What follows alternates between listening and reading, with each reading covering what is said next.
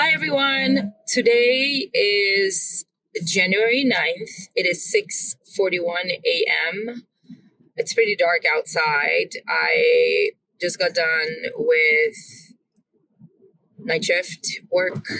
This is the last night shift I have to work this week.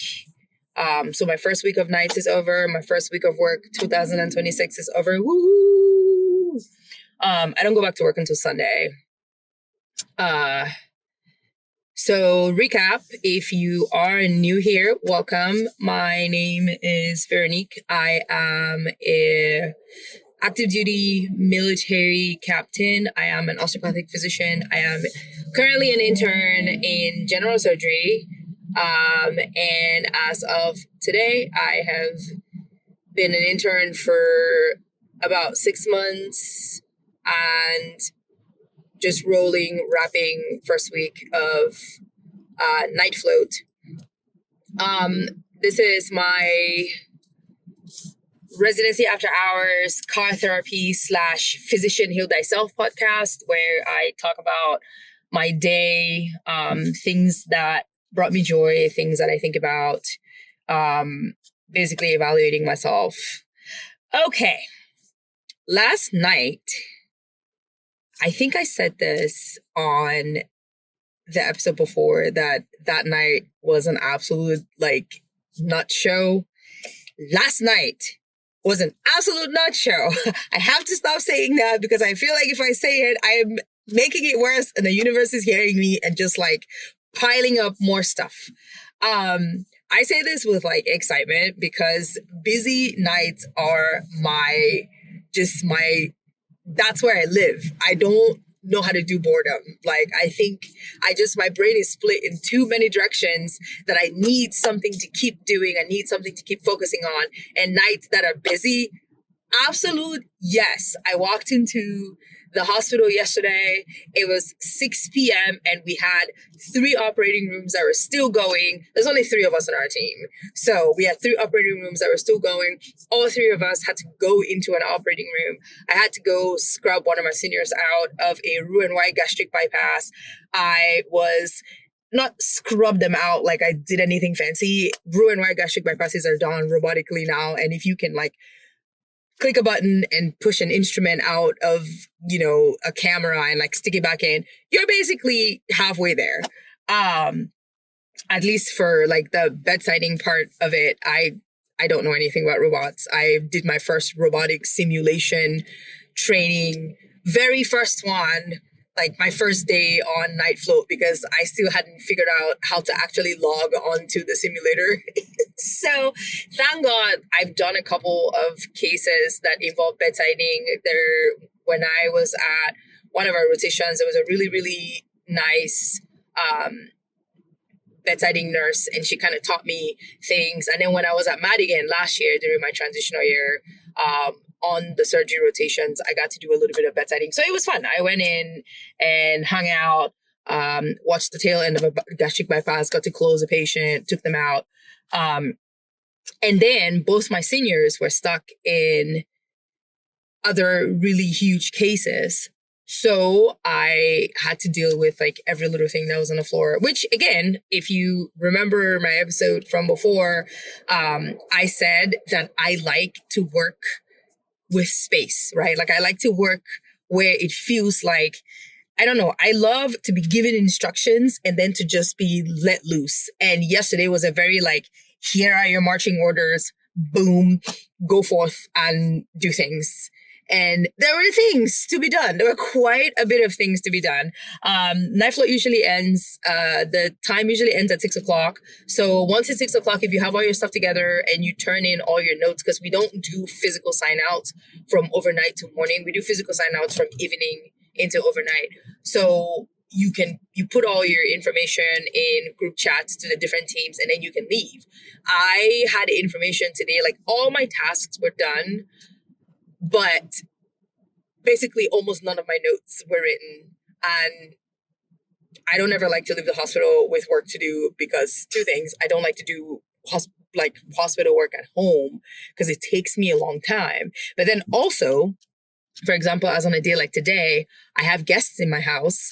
And I want to go home and relax and like chill. And I don't want to think about, oh, did I forget X, Y, and Z? So I spent the last like 20, 25 minutes after 6 o'clock just putting up all the notes. The nice thing about it, which is something that I got from the feedback from before, one of the helpful things that my attending told me when they were talking to me about the feedback, they said, you can do it two ways when you are trying to basically make yourself efficient, because that was one of my things I told them. I said, I can get the tasks done. The documentation part just takes forever for me. And because I process things a lot and because I sit down, I like to think of myself as like, I'm a person that likes to write. I like to think about things before I write them. And she laughed and she was just like, you can't do that. Like you will have things that, yes, some things you have to process. Yes, some things you have to think about. But when it comes to the actual writing of things, you just have to go ahead and do it. Like there's going to be these notes that are already put in, your pre-built notes. If you have Epic, then you know that Epic is clutch for building pre-made things that you can just click on and then just fill out the information that you need to fill out. And that's how I got my notes done today. I was like, oh, dot, phrase, blah, blah, blah. Fill out physical exam, boom, gone. But I had about 9 of them that were outstanding this morning. And then, the tasks from nurses and stuff like that, they just keep coming. And then you have to like answer all these things. But it was exciting. It was fun. I had a really good time. I'm so tired. I never got to eat my dinner. I had like at the beginning of the night, right before, I think either before or after the operating room case that I was in, I ate like 3 boiled eggs because that's what I bring for dinner. I bring 3 eggs, a protein shake, a protein bar, and then whatever thing that I had for dinner. This time I brought some okra soup because I made okra soup. On my Instagram, there's like one day where I woke up and I was really panicking and I just wanted some comfort food. And I made okra soup with snails and fish and meat and chicken or turkey or something. And then I had leftovers. So I brought that, but I never got around to eating it because we started running around at 6:30 p.m. and I didn't sit down until about 4:25 this morning. Like I think I peed at 4:25 for the first time this whole night. This whole night. But the point of it being that I love nights. I love nights because it's quieter, as in like there are not that many people. There's not a lot of hustle and bustle. It's just there's like a low hum in around the hospital. There's not too much noise. There's not too much like background things that you have to get into your brain. It's not really that like there's time to study or anything like that. There's not. I've brought my laptop to work twice this week. The first 2 nights when I didn't bring them, and then I thought, oh yeah, maybe things will slow down and I can do I have not touched my backpack since I dropped it. So it's just one of those things where, it's more gratitude for having the ability to run around and do these things, learning as I go, and I talked about meeting some patients that sometimes they just like your heart just gets arrested. Like one of the patients that we saw today was just someone that like absolutely broke my heart because of what they're going through, because of like their situation and stuff. But even then, you have literally half a second to process that this person's going through this thing, because there are a bunch of other people going through other things that may not be as serious but are just as acute that you have to deal with. So it was a lot. We were busy.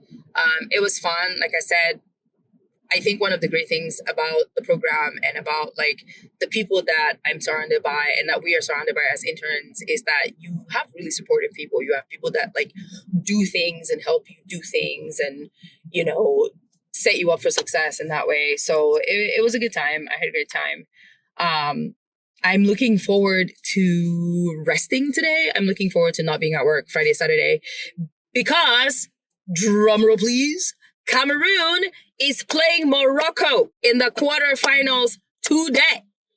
Today we get to find out whether we move ahead in the AFCON or whether we are going to get out and not see any competitive things, because we are already not going to the World Cup, which you can't tell us anything, because who cares? We beat Brazil at the last World Cup, and if Brazil won the World Cup, it basically means that we beat the World Cup winners, which theretofore means that we were the rightful World Cup winners of 2020, whatever the last one was. So we're not going to the World Cup this year, but we are in the quarterfinals for the AFCON, and we need to kick some butt. So I'm having a watch party at home. My sister, my niece are already there. I've got a couple of people coming in. So I'm going home right now to go and take a nap and wake up and turn my television on to its maximum volume and scream like a banshee. You know, those of you who know anything about Cameroon, vous savez que le Cameroun, c'est le continent. Cameroon is the continent. We are going to be continental today. And I was telling my family, like, the nice thing about this is if we win, we will celebrate.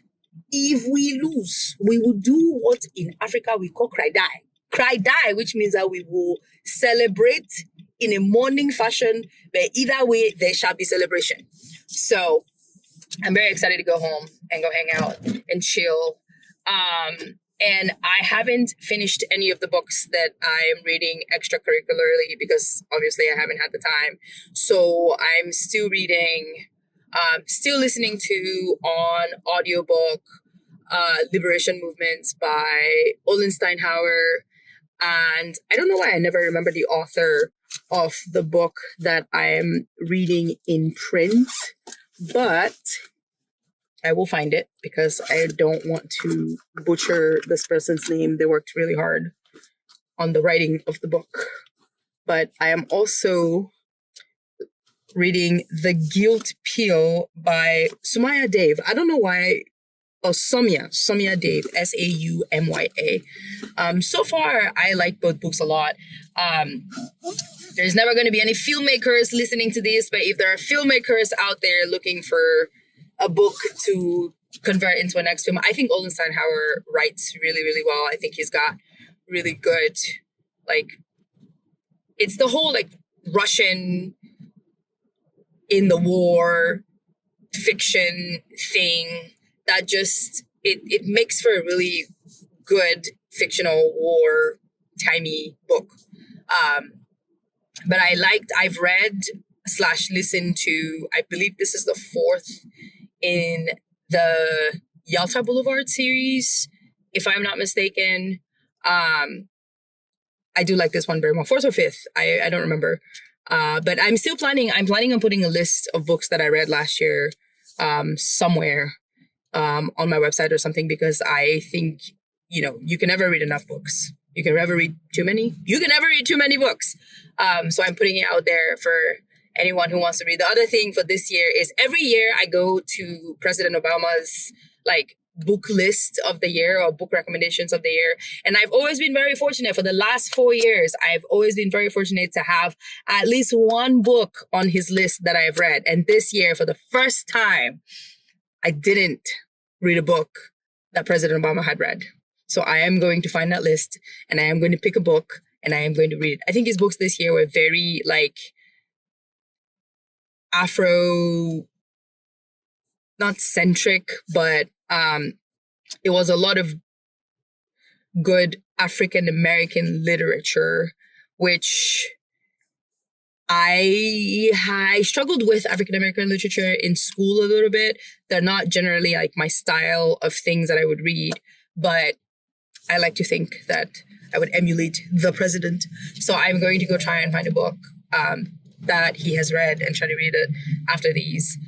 All of this to say that I don't have many updates for today, except for sometime also during the game today, I have to hop on a meeting about a patient that had an unfortunate outcome whose care I, alongside a bunch of other people, were involved in, and we have to kind of chat about it a little bit. That's the only thing that's maybe a cloud in my day, but it's going to be a fun day. It's going to be a good day. My little niece is here. I got to hug her and squeeze her cheeks. But anyway, if you have gotten this far, thank you for watching. Thank you for listening. I know that I do this in the car. I'm going to pester my husband to figure out how to get the car sounds out. These first 5 or 6 or 7, however many videos are going to be uploaded sometime tonight, hopefully while I'm at home. And then hopefully I will have the courage to tell people to go listen to it. So if you're hearing me do this, if you're hearing me say this today, then hopefully you've listened to the other ranty ones and you've decided to stay. So if you've gotten this far, thank you so much. I hope you have an excellent Friday. I hope you have an excellent weekend. I may post a recap of things for tomorrow. And then I will see everyone on Sunday night or Monday morning. All right. Take care, everyone. Have a good day and bye.